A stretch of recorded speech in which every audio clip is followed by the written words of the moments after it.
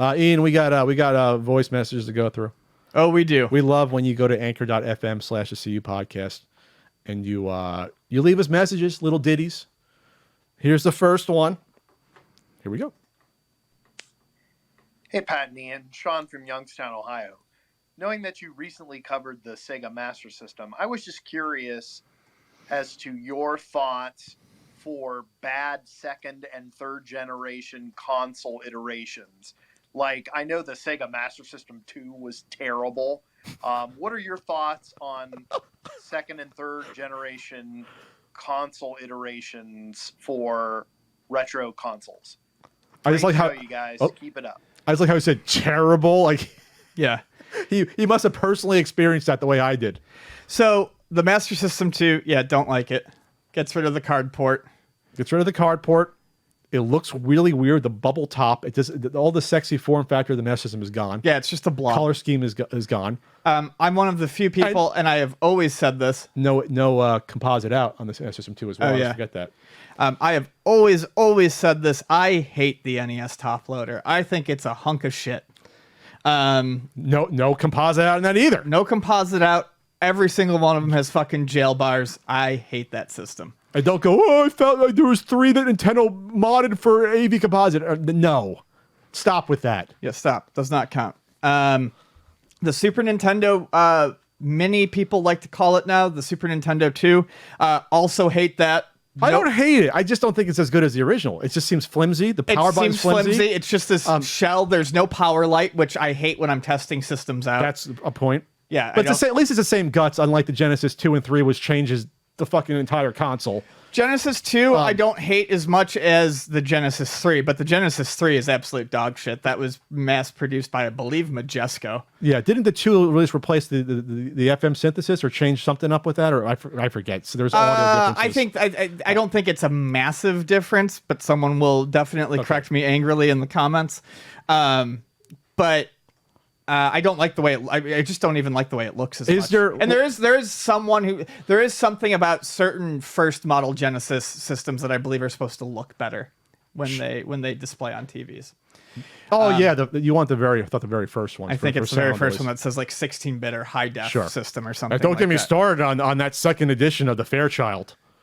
Don't get me started on that. In terms of second editions that I like, and this is actually jumping ahead a little bit because I feel like they're saying only cartridge-based systems.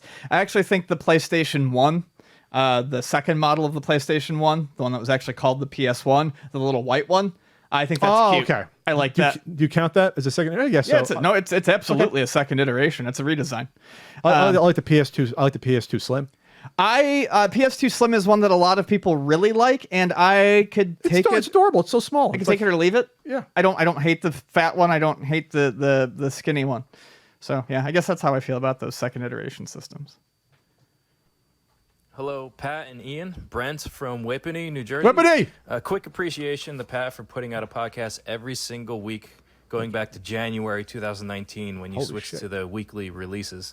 I listened in bits and pieces all week long so that I could stretch it out to last the whole week. And a quick question for Ian. When you get your Playdate console, will you expand Yokoi Kids to include the Playdate releases, or is that just not feasible with everybody getting them at different times? I don't think we would. Thanks again. Hope you guys are doing good.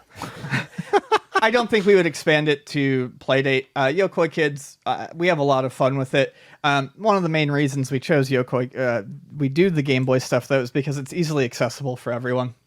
And if you don't have it or you don't want to buy the cartridges, we're totally cool with you emulating it. There's the Virtual Console on the 3DS where you can get a lot of the more expensive Game Boy games. You can get them for $3. You can get like Kid Dracula, $3.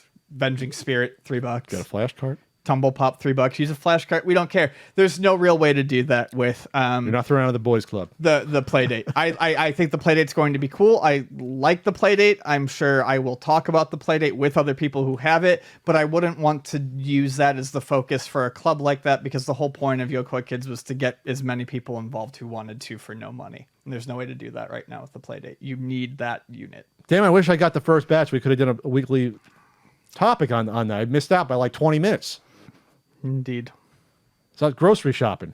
Damn it. It was more like an hour or two, but still, yeah. You know what, Ian? You should be happy I'm buying the damn thing. I don't care if you buy it or don't. Mr. Pat doesn't play enough modern games. This counts as modern games. I'll be playing all those games.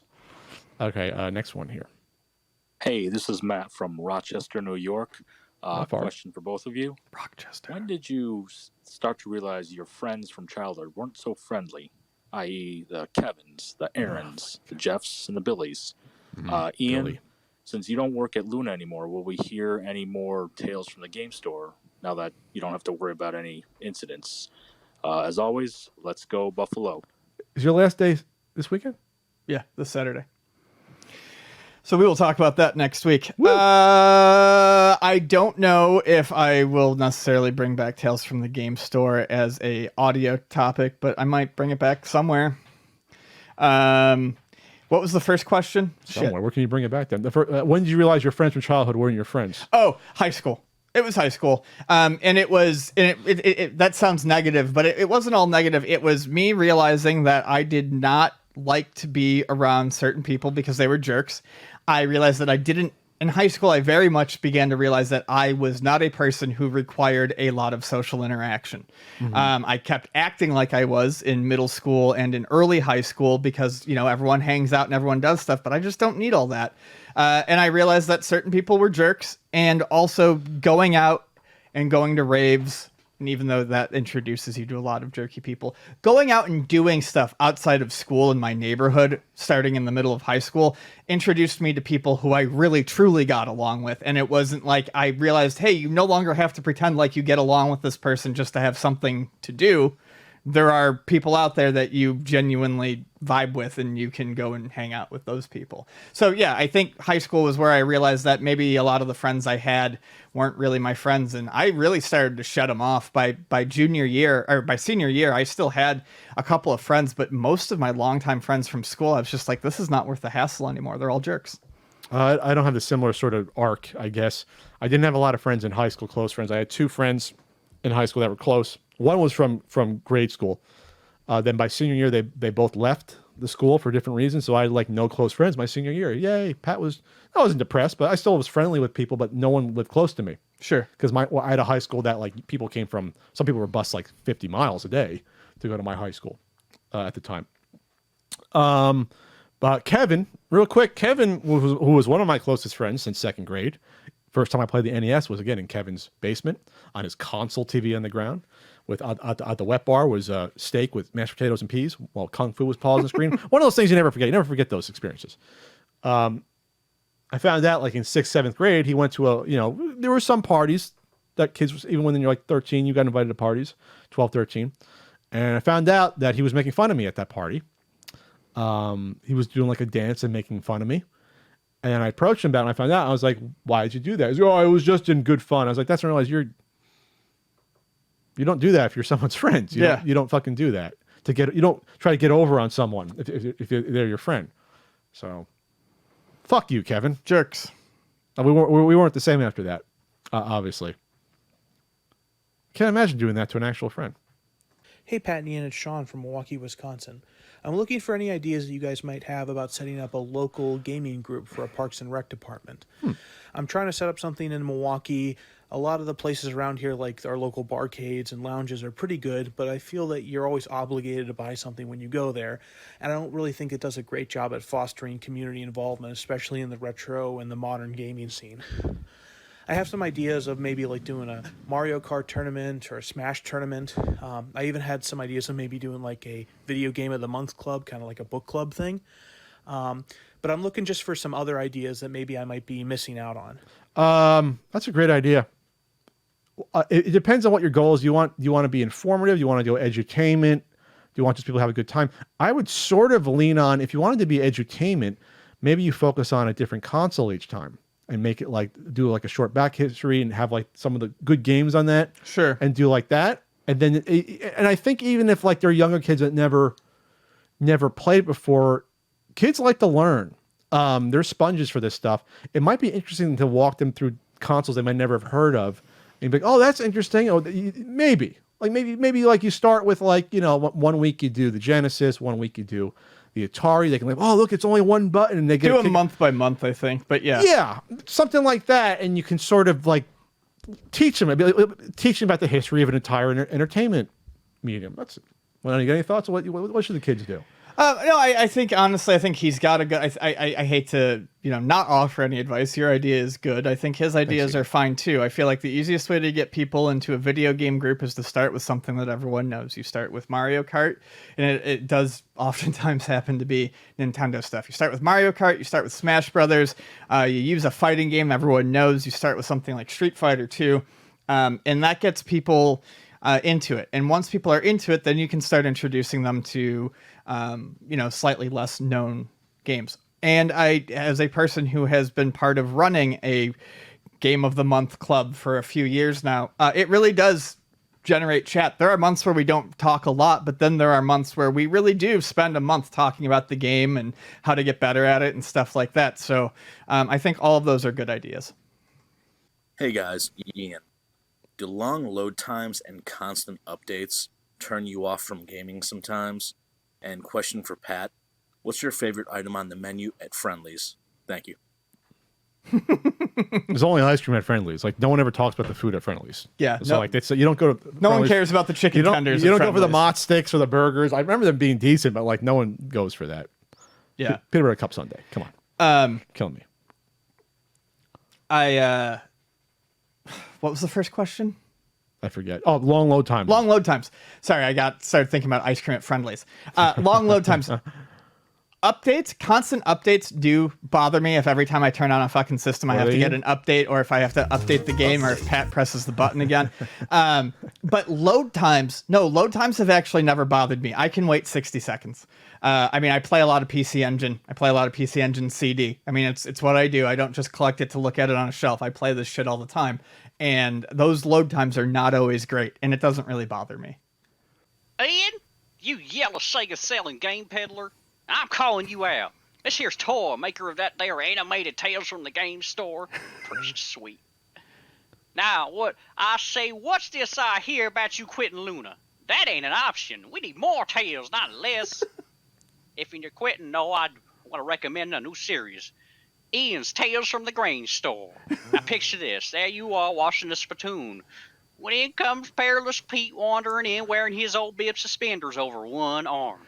Till that one button, the only thing between us and the horrors of the deep, proceeds to fail us. Down go his coveralls, down go our eyes, and down go our sex drives. Permanently. Well, I reckon that's enough for now. Ian, I just want to say good luck on your new journey. I really hope you well, and maybe one day you can tell us some more stories. Hopefully, they're good ones. Have a good one. Thanks, guys. Thank you. I don't ever want to see any nude Cletuses. Never break character. You had me. It was pretty good shtick. It was. Yeah, we'll see. We'll see. But I'm very excited, and I'll talk more about Luna next week. I'll do a couple more. Hey Pat and Ian, it's Alex from Winnipeg. Just with the way these video game auctions have been going with retro games lately, Pat, what do you think your NWC cart would go for if you tried to auction it off with how ridiculous things have been lately? Also, Ian, do you got anything in your collection that you think might be something that might sell pretty good too? Love the show, guys. Take it easy. Do you have anything that would be worth money, or you got rid of most of the stuff? I have lots of money sitting in my PC Engine collection, but I'm not getting rid of any of it. But that's not like the Wada stuff, though. No, it's not. I don't have anything that's like that level, and I'm not really... Yeah, I have lots of stuff that would be expensive by old standards, but not by Wada sealed game collecting standards. Okay, well, the last NWC Gray went for about what I estimate was at 180. It went for. That's about what I thought it would. I thought it would go at least 150, because that's how they've been trailing slowly up over the years. The gold one is still a mystery. I hate to be the person to try to say what my games I own are worth, because I used to hate when I saw that back in the day on Nintendo Age. But the gold one, historically, has always been worth 4 to 5 times a gray one, roughly, in that neighborhood. And that's about in line with the scarcity of one versus the other. Probably it's more scarce than that. So I'm not going to say it would go for $500,000, but I would not be shocked with all this going on that it would go for that much. It wouldn't go for, I think, only a little bit more. since there's only 13 of them. But you know, Sure. Someone's going to be the first guinea pig to do it. It ain't going to be me. That's for sure. I'm not. After our coverage of WADA, I ain't sent any of my games to WADA. Come back with a fucking sliced off. You know what I mean? Like, Just a I'm not knife. saying they would do that, but like, I would wait until CGC does. I'd go for CGC. Sure. I'm not in any rush. I'm not in a rush to sell any of my stuff. There's about probably in terms of graded stuff that I would grade that's sealed. And I have complete and box stuff I would grade because that's all crazy now. But for sealed stuff, there's only probably like a handful of things. Really? Yeah, I got like the Legend of Zelda 2. That I got the Pokemon sealed. Which is the one I have? One of the Pokemon game. Gold. I got gold sealed. You know, got that Craigslist. Remember that Craigslist thing I got? Yeah. Like 10 years ago. So there's some, but not a lot. Okay, we'll do 2 more here. Hey, Pat. Hey, Ian. This is Josh. Hey, Josh. Quick question. What is your favorite convention to go to? Mine would be Too Many Games, and I've seen you guys there a couple times. Thanks. I don't want to call out a favorite because then the other ones are going to hate me. I enjoy all of them, but I liked it for different reasons. I've enjoyed all of them, but I no, it's fine. I can say which ones I've enjoyed the most. Whatever. All of them have been. I will say this: I have not been to a convention as a guest that has not been good to me. They've all been. I have.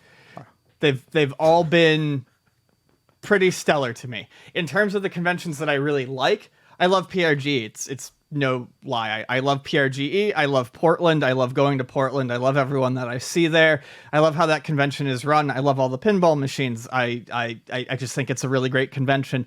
And unfortunately, they both seem to, I think, run at the same time now, or very close to each other. If the world ever gets back on track, I thought Long Island Retro Gaming was a fantastic convention. I loved Long Island. It was fucking not just because it's the best pizza in the world. It was a really nice convention, Yeah. and the Really Aerospace nice. Museum where they held it was just great.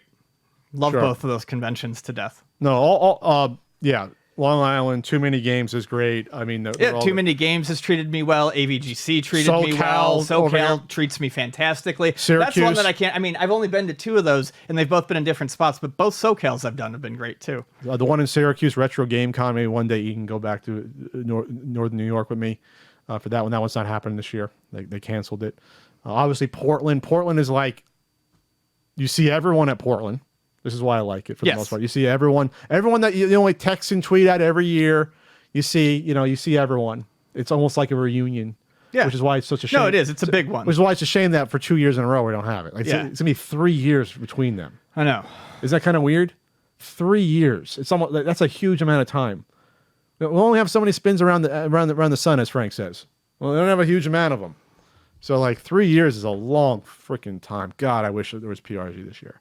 But next year it will be there, Ian. Maybe with a certain new guidebook. Maybe the trilogy will be complete by then, depending when they have it. All right, I think we have someone else checking in. Oh, we do? Someone else checking in here. Boy, you guys must have loved that Kotaku article about me. You're probably laughing it up like Statler and Waldorf over there. You know what? It's probably my fault, because I actually tagged Kotaku in a post back in 2018. I just wanted to show them a picture of the Amico prototype. They probably got all annoyed at me or something. I didn't even notice until now, but somebody commented on it and said, "Hey, looks like a takeout container." I can't believe I never blocked them for that, but you know what? I'll go ahead and do that right now. That'll show them. Boo! Have fun in the block zone with Pat. But the joke's on you, because I just tweeted out a good write-up I got from, what's their name? Oh, Commodore Blog.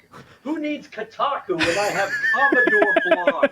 And they don't bash me for how many hours I spend fighting with people on the internet, because whether the Amico comes out or not, these losers got to get owned. That's how it is on the streets. You hit me, boom, I'm hitting you back. Don't at me, whatever that means. The funny thing about that is that's the personality. That's not like right. That's it. Is there a Commodore blog? If they are, they probably don't like us after our coverage of PC games last week. Yeah, right. They probably don't like it at all.